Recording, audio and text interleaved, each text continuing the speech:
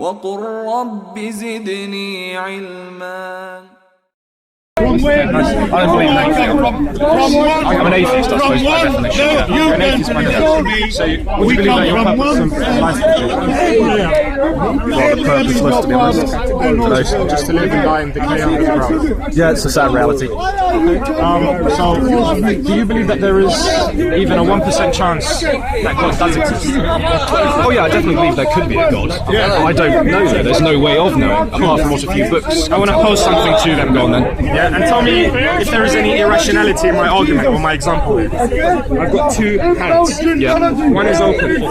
In this hand, there can only be good. Let's suppose. Okay. Yeah. Presupposition here. That's a big supposition. Yeah. That there could only be good in here. Yeah. Fine. This hand is open, and I said to you pick a hand.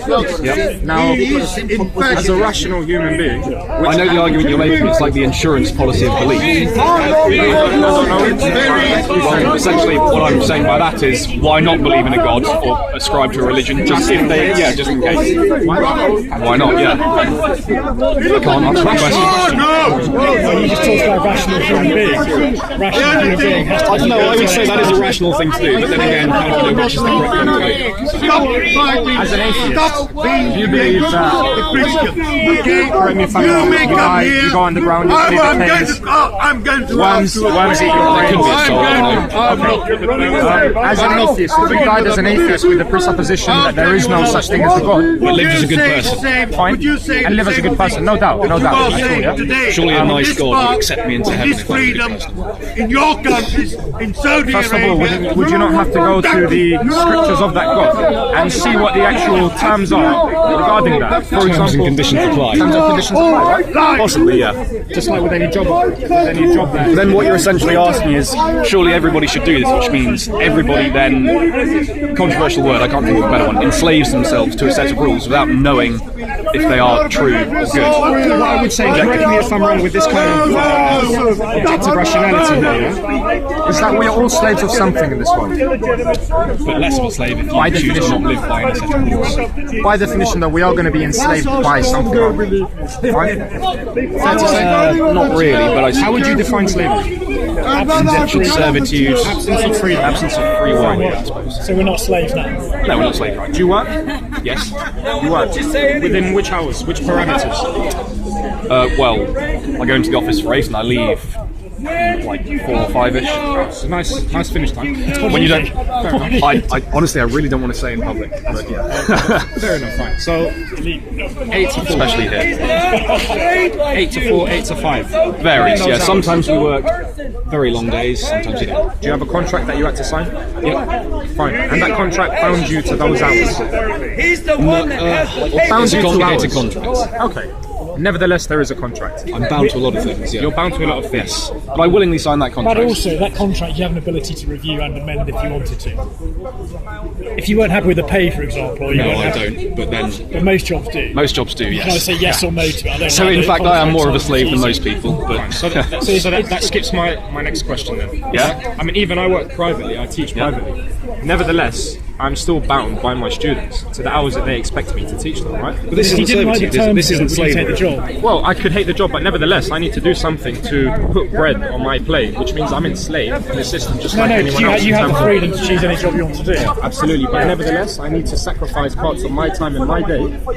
You know, these jobs don't say that if you don't do this, the other jobs are all wrong. If you don't do this, you'll go to some sort of torturous existence. Yeah. The other contracts are false. All right, fine. So, I mean, nevertheless, you're still enslaved to something. That's why I said to you earlier, you're enslaved to something. Slavery is the wrong term. You have to eat to live. Yeah. You've got to eat to live. Whether it be that slavery, it's a free choice that you've made to support yourself. It's not, I will follow these rules because I want to save my mortal soul from. I know where you're going. You're torturous trying to existence. say that everybody's enslaved to something, a contract, a job. That's just surviving. It's a false comparison, I think. Absolutely right. That's nothing to do with religion. I think so, yeah.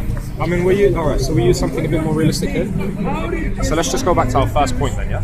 So you're an atheist. No, that's right. Cheers, pal. Thank you for your... So you're an atheist. You believe that ultimately... I don't like to call myself that because I've got quotes like Richard Dawkins, spouting bullshit all the time. Okay. But by definition I am, yes.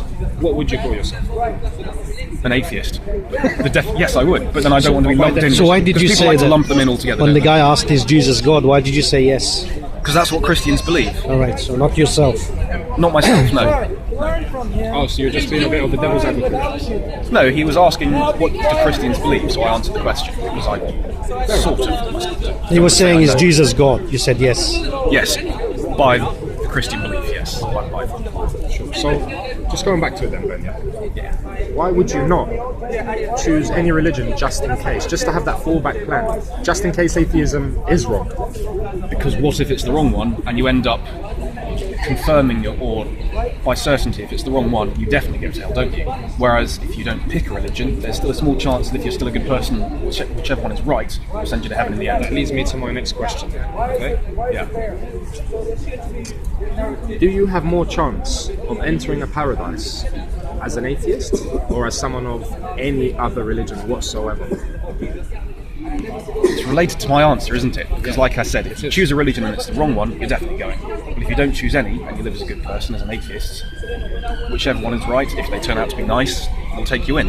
Is that what the terms and conditions of any religion say whatsoever? I don't know. If you're a good person? I don't know. So that's I a haven't read most presupposition. religious texts. That's a presupposition. It's a hope, I suppose. It's a hope. But there's terms and conditions. I'll live as an atheist and I'll be a nice person and treat everybody well. And hopefully, if there is a correct religion, the Supreme Being will see that and take me into heaven. Fine. I think there's a small chance of there being an afterlife. May I paint a small picture? Go for it, yeah. You're a project manager of this site here. Your duty is to manage the projects essentially of constructions being built in and around a 1 mile radius here. I don't work for this. I don't work for your company. Neither do you know me by face or by character attributes. Yeah. Nonetheless, I come to here every day. Everyone in your company is contracted between the hours of 8 and 4. Okay. Yeah? I come here 8 o'clock every day and I finish off at 4. Yeah. Yeah?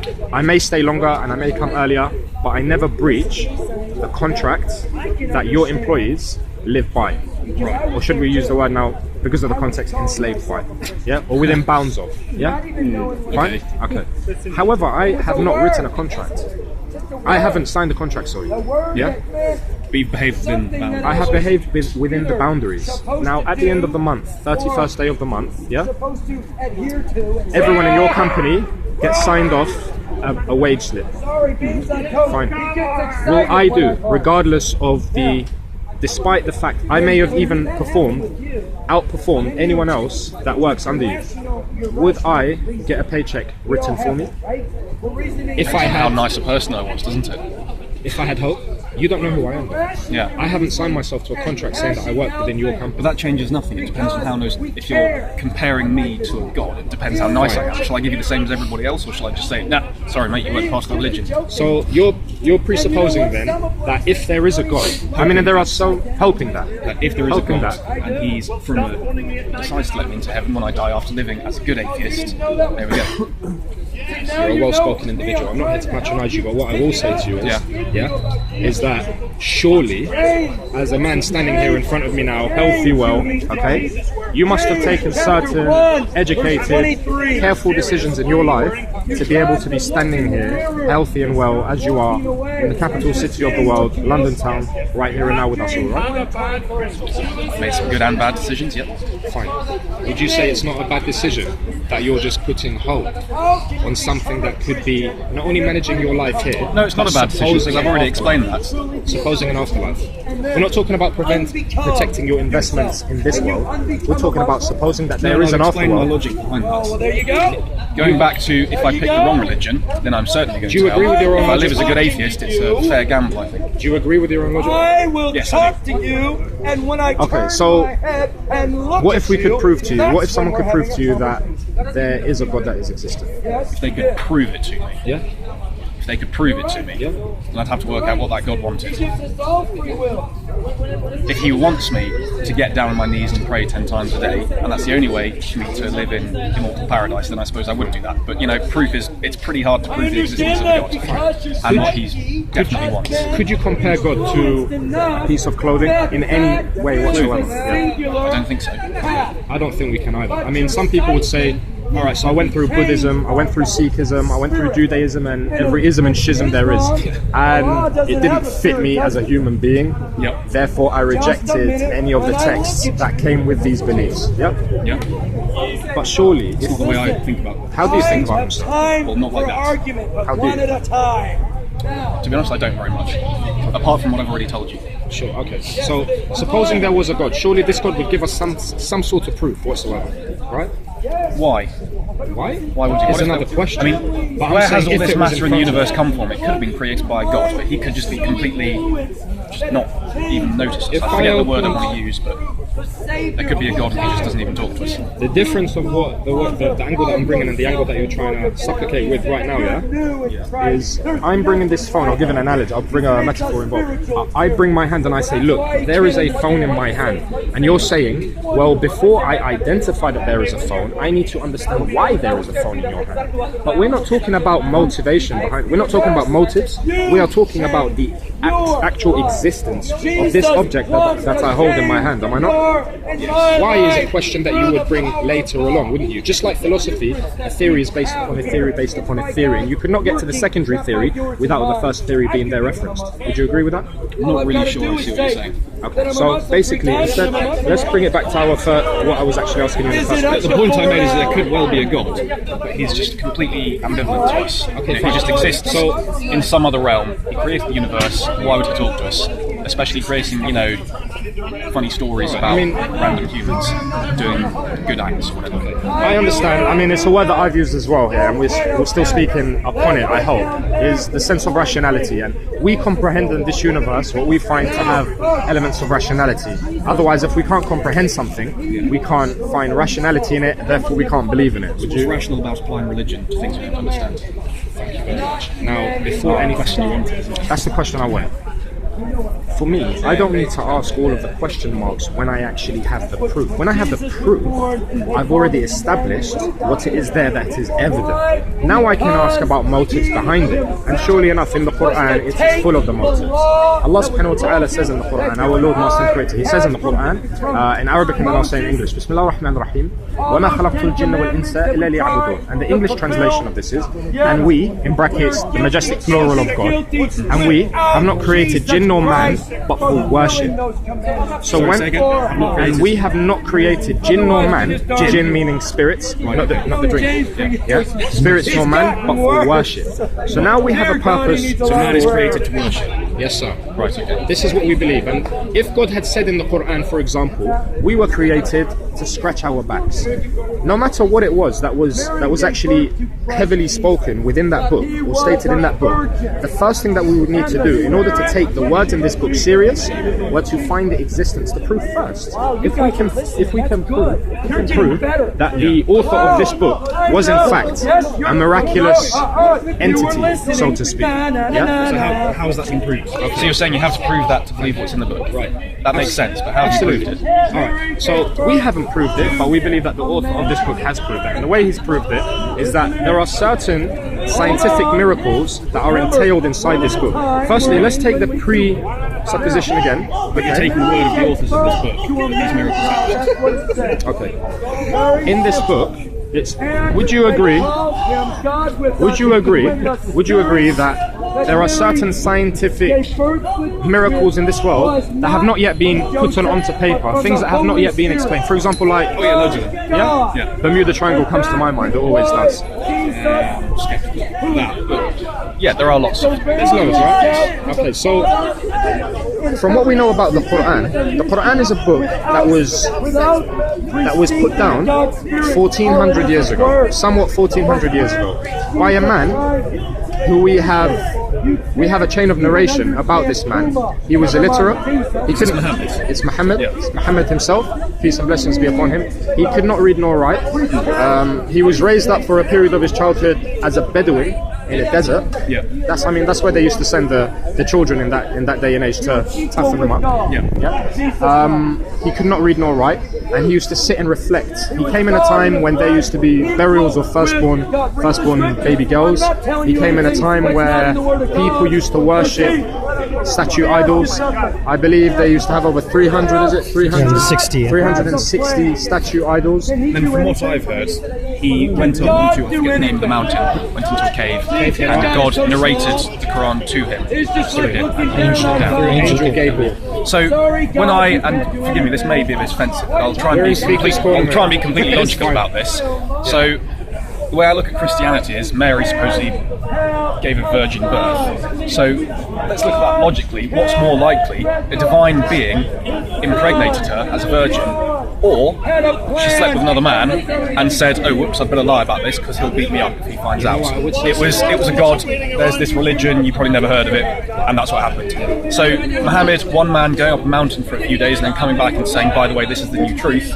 What's more likely? He's making it up, or You know what, Ben? I'm happy that you're coming with these kind of critical arguments. Forgive me for being offensive. Absolutely not. I'll tell you why I'm actually happy that you come with these critical arguments. Because how can someone really establish any kind of certainty within themselves if they don't question the core of that certainty? Yeah? Or the core of that truth or false? Yeah? Now, you've actually hit the nail on the head. But the reason, before we even look at the logical argument or the logical rationality behind each of these cases, as you said, about the case of Mary and the case of Mohammed, the man in the mountain, for example, is going back to the text that spoke of these individuals and then to see which one has more weight in terms of, or which one has weight and which one doesn't have weight in terms of its legitimacy.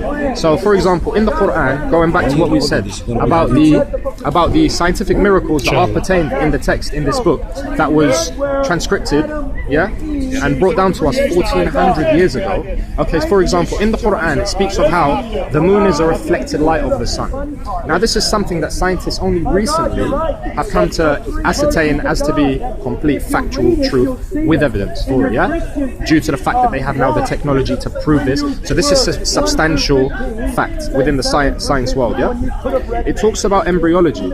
So it talks about, the way a sperm forms into the different processes. What you're saying is the Quran said all this before it's scientifically proven. Yes, sir. Therefore, make it a scientific miracle. Yes, sir. I'd call it more of an educated guess, an estimate that turned out to be right. There's been lots of theories, some have been wrong, some have been right. These particular ones turned out to be right. I wouldn't call it a scientific miracle. But also, what I'll say this: what you're saying is essentially you're trying to argue religion from a logical standpoint, which I don't think you can do. Like I said, why not, sir? Because what I said just now, Mary could have cheated on her husband, Mohammed could have made it all up after coming down from the mountain. What you're doing, you believe because you have faith, and that's what these religions ask of you, to have faith in something that's difficult to believe. So you cannot explain it logically. I don't think you ever will be able to. Can we actually now? It's all about faith, isn't it?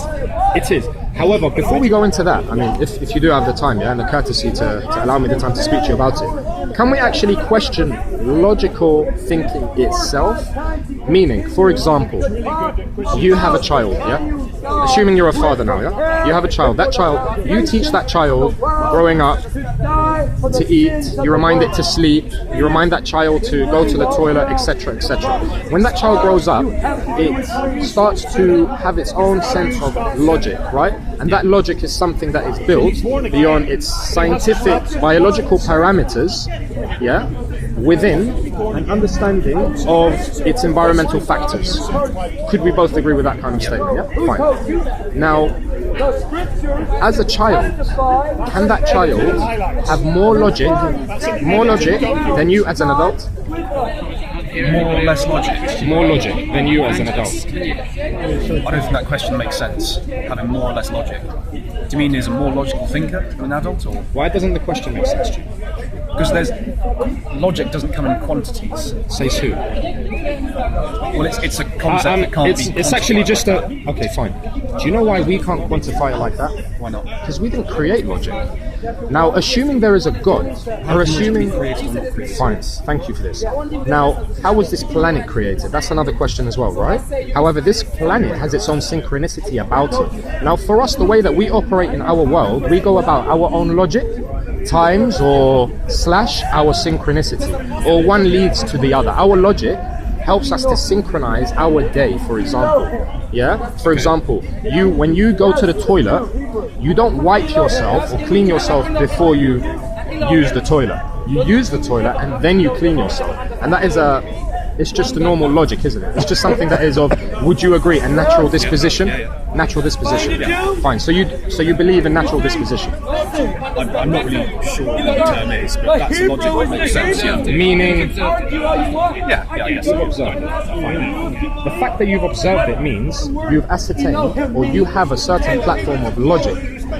Could you agree with that? Yep. Fine. Okay, now, if you had created that cup of coffee, yeah, the actual liquid inside the cup of coffee, yeah, you know the exact ingredients that went into it, the exact methodology that went behind the heating of it and the brewing of it, everything, so to speak, yeah? Now, supposing now there is a creator, that creator who designed us and fashioned us, a creator who has kept gravity in its certain space, in its parameters, the fact that that creator has kept the sun at a certain distance, that if it was scientifically proven as well in brackets, any closer, this planet would be a fireball, yeah, and if it was any further away from our planet Earth, it would be an ice ball, yeah, fine.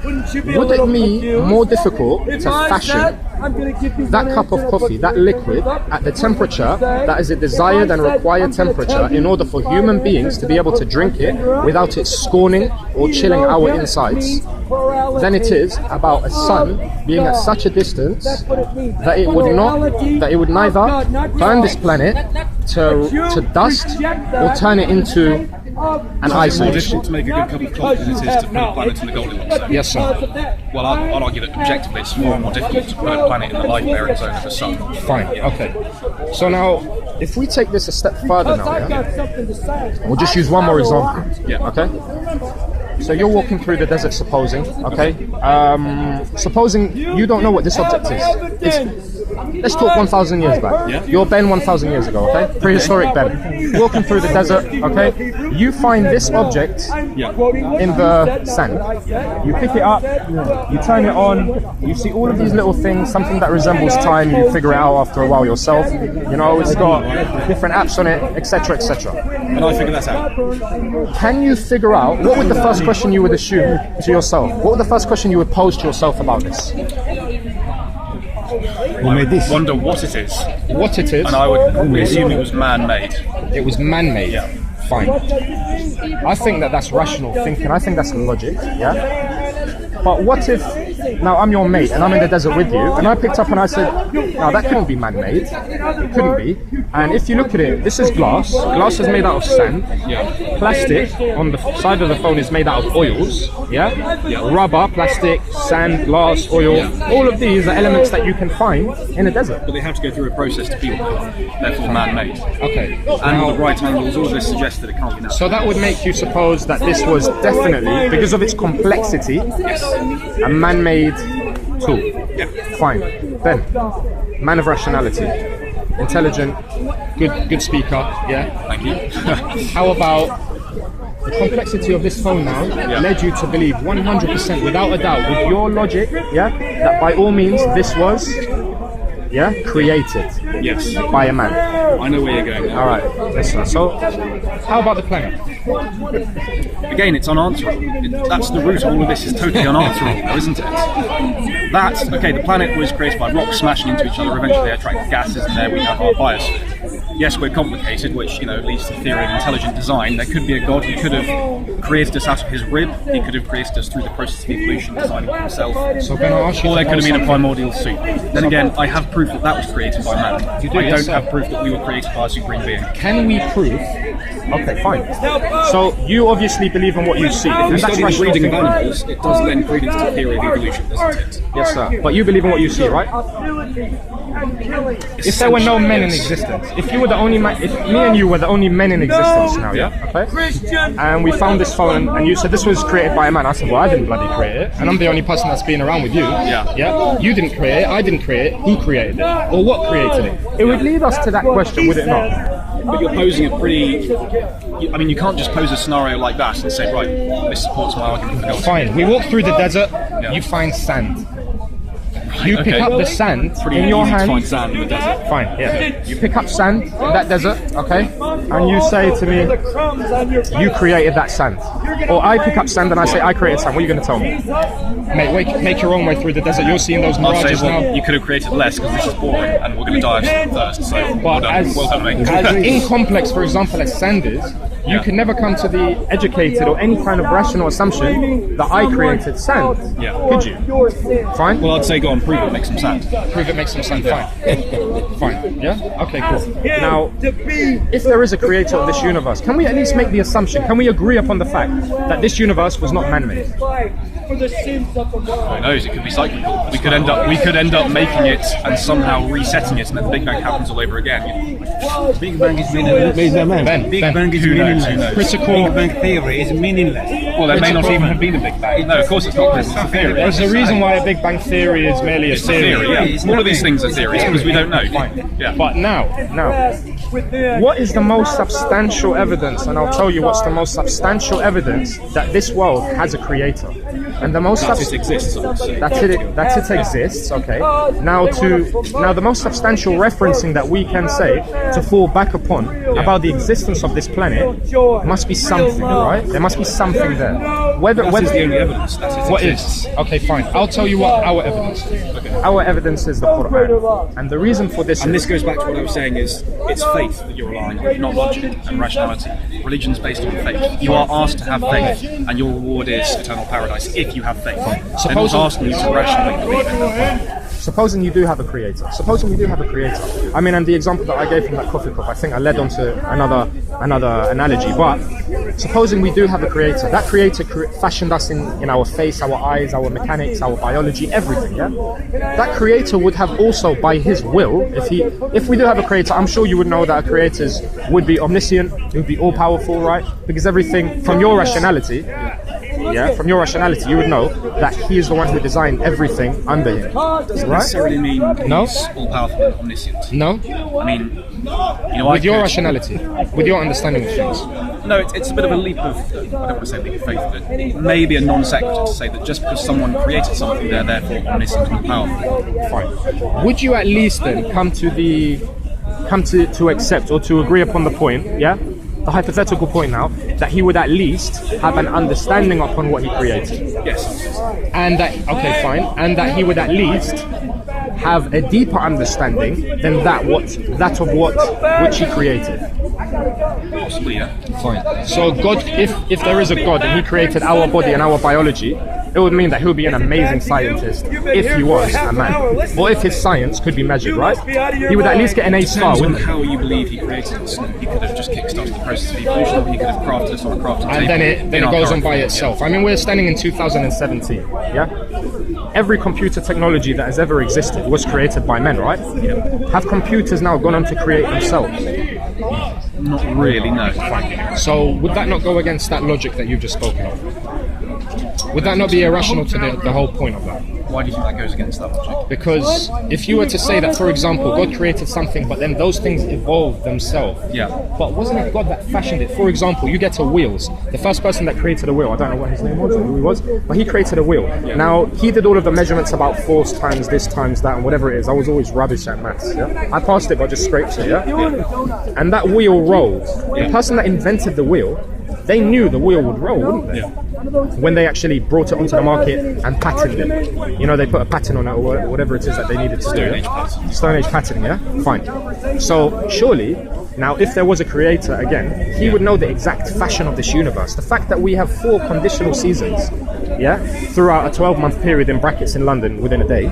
Okay, yeah, we go through winter, spring, summer and autumn sometimes in one day in London, don't we? Yeah. Yeah? Fine. And some countries go through it in seasonal. Yeah? But he patented that, didn't he? Would anyone else have been able to control that other than the one who created those seasons? He could still have created the universe, and through random processes we ended up with it being with the seasons and the environment being the way it is. Fine. We have a book, and I'll go back to it now. Yeah?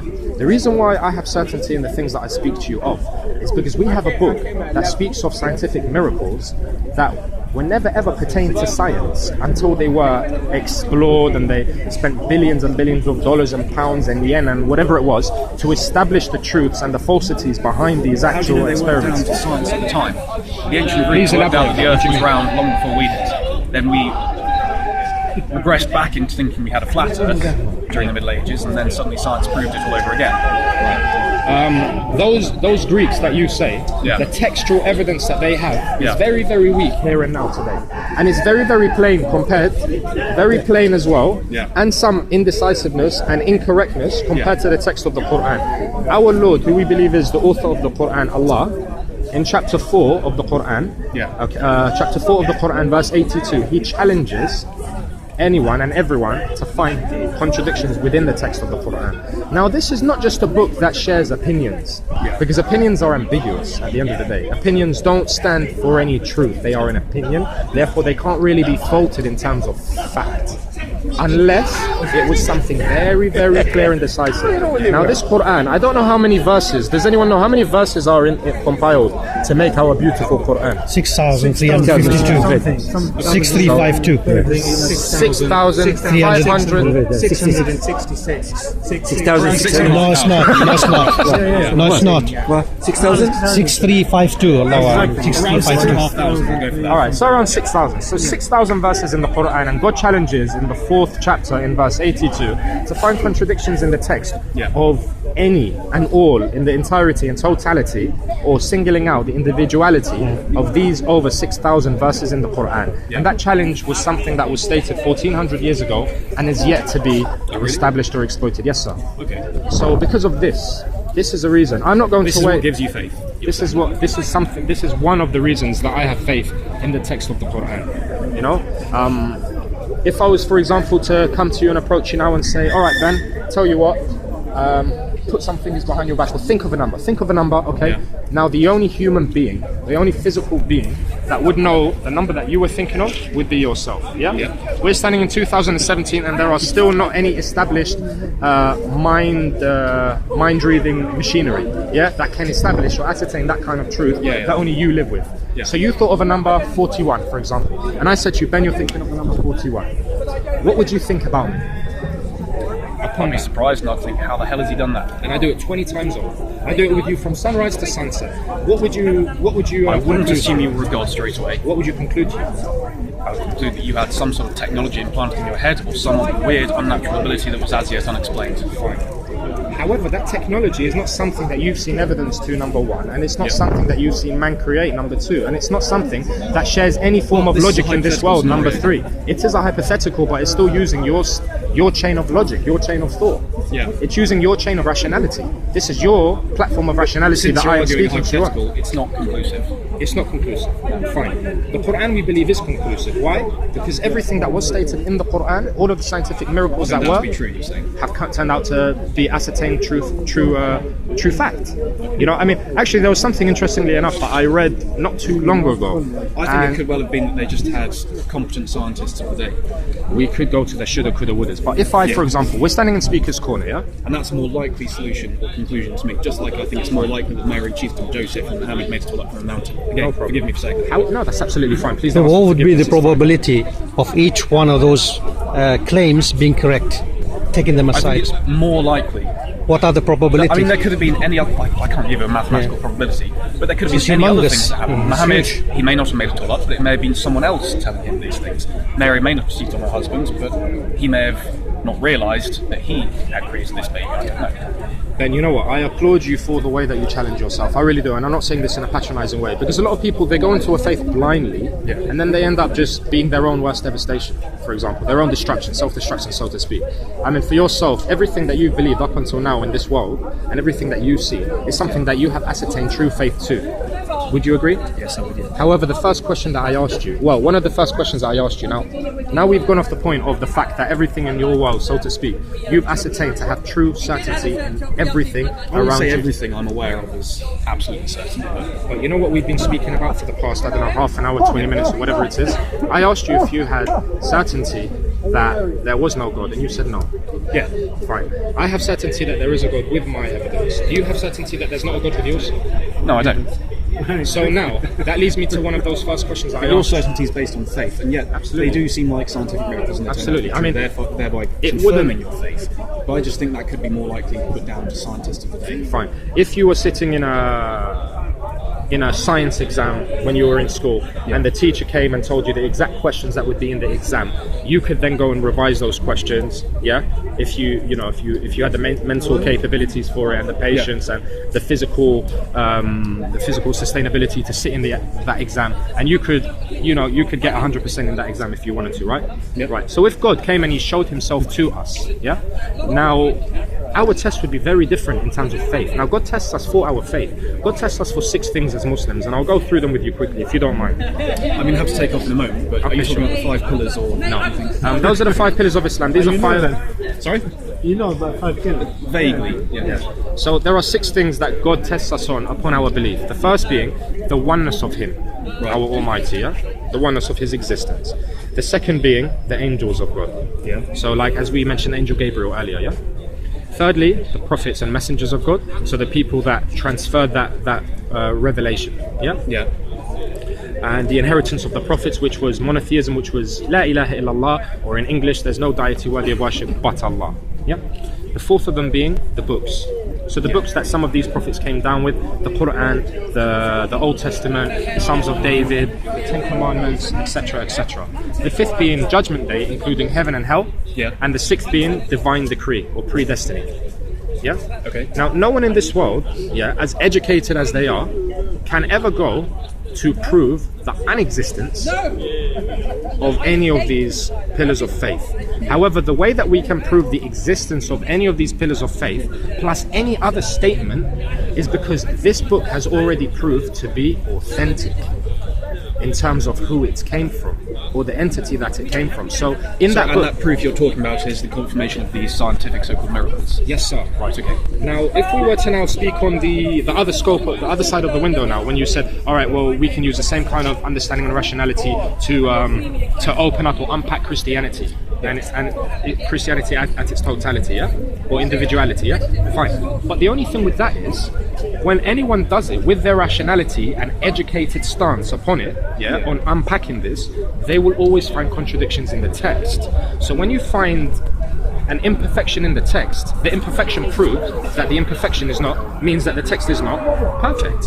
However, 1400 years down the line, we can't prove that the text of the Quran is imperfect. Do you know, Ben, I know you were saying that you have to go, and you've been an amazing guy to stand there and be so patient to listen to me. What I would just leave it upon, yeah, and if there is anything that you want to leave me upon as well, I promise you out of respect, I will ponder upon it. I'm not quite going to take your word for it that the Quran is perfect. Absolutely. I'll have to look at it myself. Absolutely. Yeah, exactly. I haven't looked at it myself. Maybe I will one day. But thank you very much for your time, Mohammed. It's a pleasure. What I will say, Ben, before you go off, is that our beloved Prophet Muhammad, peace be upon him, said that there's no compulsion in religion.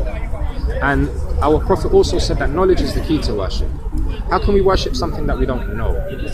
You know, you're a guy that's been able to stand and hold an educated discussion with me, and I really, really applaud you for that. A lot of people, I think you're an exemplary figure for a lot of Muslims and non-Muslims alike. And I really thank you for that. I really thank you for that. Are you a regular here, or will you be a regular here? No, I don't live in London.